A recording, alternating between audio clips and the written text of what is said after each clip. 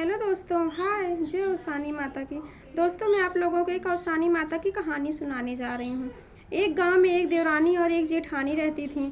तो जेठानी बहुत गरीब थी और देवरानी बहुत अमीर थी। तो देवरानी हमेशा हर बृहस्पतिवार को पूजा पाठ करती, दूध दुर्गा छपवाती थी। तो जेठानी का भी वहाँ जाने का बहुत मन करता। तो बहुत गरीब थी, उनके पास कुछ था नहीं, क्योंकि पहनने के लिए कपड़े भी उनके पास नहीं थे। तो क्या हुआ कि एक दिन देवरानी जेठानी को बुलाई अपने घर पे, मेरे घर पे दूध दुर्गा चबाने आना। देवरानी बोली ठीक है। अब देवरानी जा रही थी तो फटे साड़ी पहनी थी, उनको बहुत शर्म आ रही थी।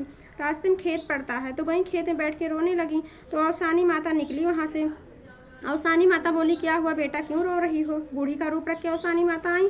बोली क्या हुआ, क्यों रो रही? बोली माता ऐसी ऐसी बात है, और मैं वहाँ जा रही हूँ, मुझे शर्म आ रही, मेरे फटे कपड़े हैं, पर क्या करूँ, तो मैं बहुत गरीब हूँ। तो औसानी माता बोली बेटा रो मत, इसमें रोने की क्या बात है, लो मैं तुमको कपड़े दे रही हूँ, पहन के चली जाओ। और उनको औसानी माता नई साड़ी दी कि पहन कर चली जाओ। तो क्या हुआ, पहन ली, पहन के हो गई। तो उनकी देवरानी जो थी उनको देख कर उनकी आंखें फटी रही से देखती रह गई, अरे इनके पास इतने नए कपड़े कैसे हो गए, कहाँ से इनको मिल गया, कहाँ से ऐसे। तो पूछने लगी कि तुमको इतने नए कपड़े, ये नए कपड़े तुमको कहाँ से मिले? तुम्हारे पास तो कपड़े ही नहीं थे, तुम फटे पुराने पहनती थी, कैसे तुमको इतने नए कपड़े मिले? बोली ऐसी ऐसी बात, मैं आ रही थी खेत में, मतलब अपनी पूरी कहानी बताई कि वहाँ मुझे बूढ़ी माता मिली, उन्होंने दिया, ऐसे ऐसे पूछा, जो उनके साथ हुआ सब बता दी। उनकी देवरानी बोली ठीक है तब तो मैं भी ऐसे करूँगी।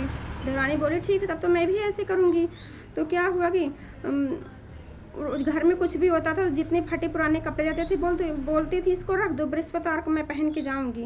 उनके पास जितने मतलब जो सबसे ज़्यादा फटे कपड़े थे वही कपड़े पहन के वो भी किसी के घर पे कोई बुलाया, दूध दुर्गा चबाने जाने लगी देवरानी उनकी।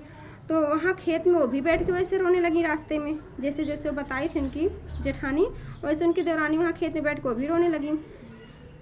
तो बूढ़ी माता औसानी माता बूढ़ी का रूप रख के आई। बोली कि क्या हुआ बेटा, क्यों रो? बोली माता जी ऐसी ऐसी बात है, मेरे पास कपड़े लत्ते नहीं पहनने के लिए, मैं बहुत गरीब हूँ, सारी आप बीती उससे अपने, और माता जी को तो पता ही है कि बन रही हैं, इनके पास सब कुछ है। तो सब कुछ बताएंगे माता ऐसी ऐसी बात है और मेरे पास कपड़े नहीं हैं। माता जी बोली बेटा ठीक है रो मत, मैं तुमको कपड़े दे रही हूँ, पहनो।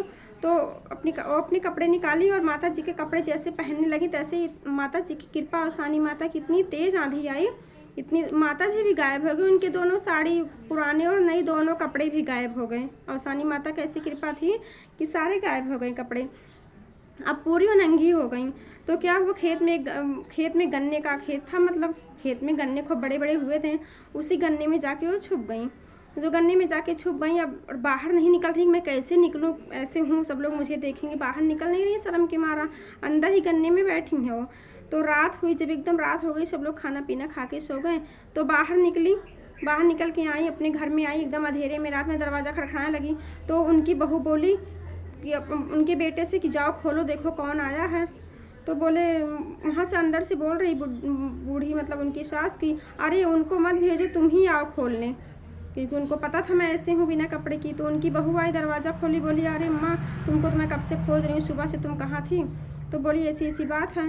तो बोली माता जी, अम्मा औसानी माता की कृपा है, लालच नहीं करनी चाहिए, ऐसी ऐसी बात है, जो लालच करता है औसानी माता ऐसे करती हैं। औसानी माता गलती कसूर मांगी तो दुर्गा चपवाई, माता जी जैसे उनके साथ भरा वैसे सबके साथ करना। जय औसानी माता की। दोस्तों, इस चैनल को लाइक और सब्सक्राइब करना ना भूलें प्लीज़। जय औसानी माता की।